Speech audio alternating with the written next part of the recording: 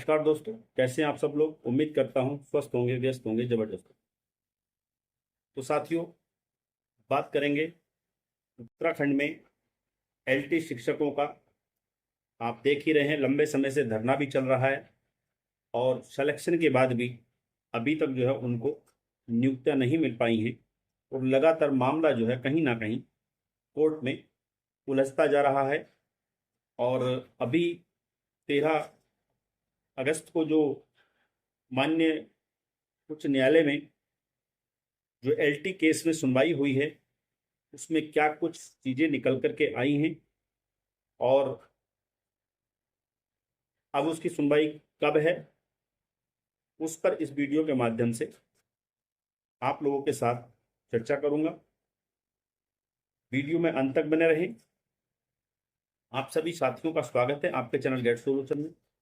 और साथ ही उन सभी साथियों से निवेदन रहेगा जो चैनल पर पहली बार विजिट कर रहे हैं या चैनल पर विजिट कहीं ना कहीं लगातार कर रहे हैं, वीडियोस देख रहे हैं, पसंद भी कर रहे हैं, लेकिन चैनल को सब्सक्राइब नहीं किया हुआ है, तो चैनल को अभी के अभी सब्सक्राइब कर लें, बेल आइकन को हिट जरूर कर लें, ताकि शिक्षा जगत से जुड़ी छोटी बड़ी जो भी अपडेट हम साझा करना चाहें वो सबसे पहले आप तक पहुंच सके। तो साथियों, बात करते हैं एलटी मामले में। जो जिन लोगों का सिलेक्शन हो चुका है, एक लिस्ट सरकार की शिक्षा विभाग की तरफ से जारी की गई थी। उन लोगों को अभी तक नियुक्तियां नहीं मिली हैं। कारण ये कि लगातार चीजें कोर्ट में उलझती गई।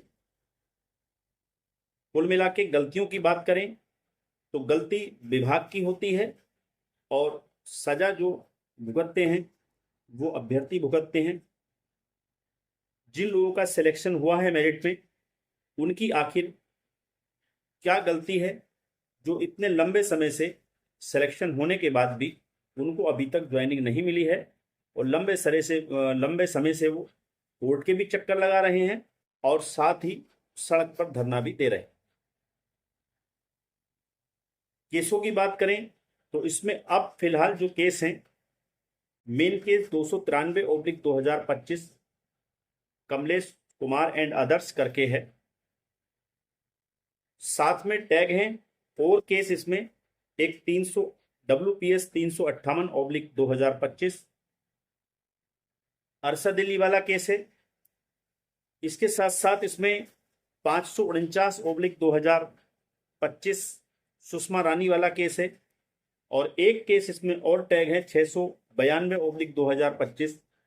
ये है शीतल चौहान के नाम से केस है। यानी कि ये 4 केस इस समय माननीय उच्चतम न्यायालय में सुनवाई जिन पे चल रही है।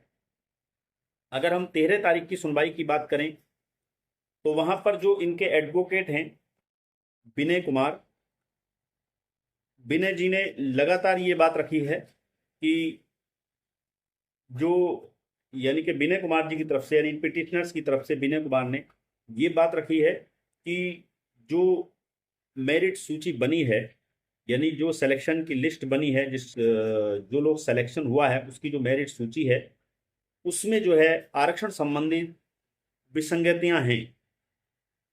उन्होंने कहा है कि जिन आरक्षित वर्ग के कैंडिडेट्स के मार्क्स जनरल वालों के कट ऑफ से ज़्यादा हैं, उनको जो है उनकी आरक्षण श्रेणी में ही जो है नियुक्ति दी गई है, आरक्षण में ही सिलेक्शन किया गया। जबकि जब जनरल में उन्होंने फाइट की है, जनरल की कट ऑफ से ज़्यादा नंबर लाए हैं, तो उनका सिलेक्शन जो होना चाहिए था वो जनरल कैटेगरी में होना चाहिए था।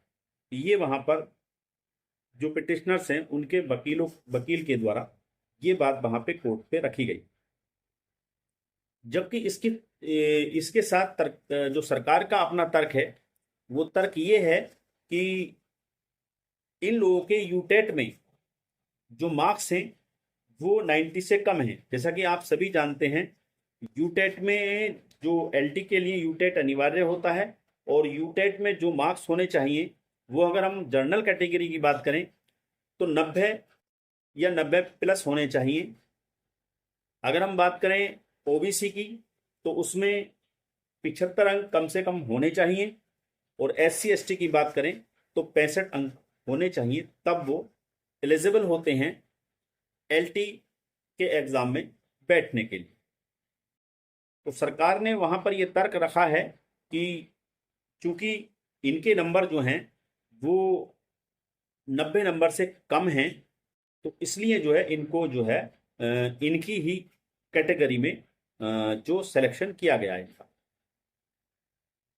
यानी सरकार कहना ये चाह रही है कि हालांकि सरकार ने स्पष्ट तौर पे कोर्ट में अभी ये चीज नहीं रखी जो मैं बताने जा रहा हूं, क्योंकि सरकार जहां अगर आप कहीं एक बार प्रोसेस के अंदर आप एक बार जब आरक्षण का लाभ ले लेते हैं, चाहे वो आयु के स्तर पर हो, चाहे वो आपके किसी भी स्तर पर, आप जब एक बार आरक्षण का लाभ लेते हैं तो फिर आपकी नियुक्ति जो है उसी जो कैटेगरी है, आरक्षण जो आपकी श्रेणी है उसी में आपकी नियुक्ति आपका सिलेक्शन होगा।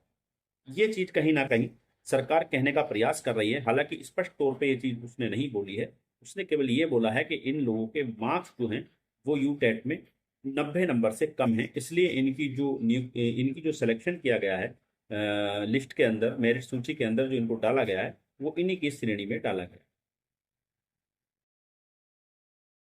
लेकिन जो पिटिशनर्स के वकील हैं उनका कहना यह है कि चूंकि यूटेट के नंबर मेरिट में जुड़ते ही नहीं हैं, जो यूटेट के नंबर हैं वो आपकी मेरिट में जुड़ते नहीं हैं, तो इसलिए ये आधार सही नहीं है। ये कहीं ना कहीं पिटिशनर की तरफ से ये चीज रखी गई।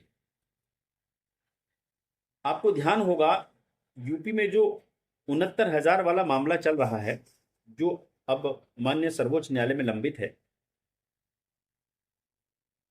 हाई कोर्ट से आपने देखा था कि वहां पे जो निर्णय आया था, जो उसमें सिलेक्शन सूची बनी थी, मेरिट सूची बनी थी, उसको जो है हाई कोर्ट ने रद्द कर दिया था और रीअरेंज करने की बात कही गई। पहले वो सिंगल बेंच से रद्द हुई थी, उसके बाद फिर वो डबल बेंच से भी रद्द हुई और उसको रीअरेंज करने की बात कही, और यह कहा गया कि जो उसमें आरक्षण संबंधित विसंगतियां हुई हैं उनको दूर करते हुए मेरिट सूची रीअरेंज करी जाए, यानी दोबारा से बनाई जाए। ये आपने भली बात ही देखा। वहां भी कुछ इस तरह का ही पेज था, वहां पर भी आरक्षण संबंधी विसंगतियां हुई थी, तो उसमें आपने देखा। तो कहीं ना कहीं ये जो मामला है ये कहीं फंस ना जाए आरक्षण विसंगतियों को लेकर के। अगर कोर्ट में पिटिशनर के वकील ये साबित कर देते हैं कि वास्तव में जो है इसमें आरक्षण संबंधी विसंगतियां हुई हैं और ये गलत है, तो इसमें कतई कहने में गुरेज नहीं करूंगा कि जो हमारे सेलेक्टिव मेरिट में साथी हैं, जो शिक्षक हैं एलटी के, उन लोगों को परेशानी हो सकती है। जरूरी है कि सरकार यहाँ पर मजबूती के साथ अपना पक्ष रखे, इस बात को रखे और वहां पे जो है क्लियर करे कि जो आरक्षण का लाभ इन्होंने लिया हुआ है तो ये अपनी कैटेगरी में आएंगे। दोनों पक्षों को सुनने के बाद कल देखते हैं, कल 21 अगस्त को जो है इस मामले की फाइनल हियरिंग के लिए लगा हुआ है ये मामला। उम्मीद करते हैं कि कल माननीय कोर्ट जो है दोनों पक्षों की बातों को सुनने के बाद, यानी सरकार का पक्ष और जो पिटिशनर हैं, इन दोनों का पक्ष सुनने के बाद क्या निर्णय देगा ये कल देखने वाली बात होगी। और उम्मीद यही करेंगे कि कल ये फाइनल हियरिंग हो जानी चाहिए, जिसमें जो है ऑर्डर जो है आ जाना चाहिए, ताकि इतना लंबा इंतजार जो है शिक्षकों का, एलटी शिक्षक जो सेलेक्टिव हैं और धरने पर बैठे हुए हैं, उन लोगों को उनका हक मिल सके। बहरहाल पेच जो है आरक्षण और विसंगति को लेकर के है। खतरा यही है कि जो हाईकोर्ट उत्तर प्रदेश में 69,000 शिक्षक भर्ती की मेरिट सूची का हुआ है, कहीं उसका हवाला देते हुए ये मामला उसी तरफ ना मुड़ जाए, ये अपने आप में एक डर जरूर है। तो देखते हैं कल क्या कुछ इसमें होगा। 21 तारीख की सुनवाई में हम तो चाहते हैं कि जो सेलेक्टिव शिक्षक हैं, जो लंबे समय से धरने पर बैठे हुए हैं लगातार और कोर्ट के भी चक्कर लगा ही रहे हैं, तो उनकी कहीं से कहीं तक कोई गलती नहीं है। उनको न्याय मिलना चाहिए, उनको जो है नियुक्तियां मिलनी चाहिए। लेकिन कोर्ट को क्या कह सकते हैं, कोर्ट जो भी करेगा दोनों पक्षों को सुनने के बाद जो सही निर्णय होगा वो लेगा, ऐसी हम उम्मीद करते हैं। तो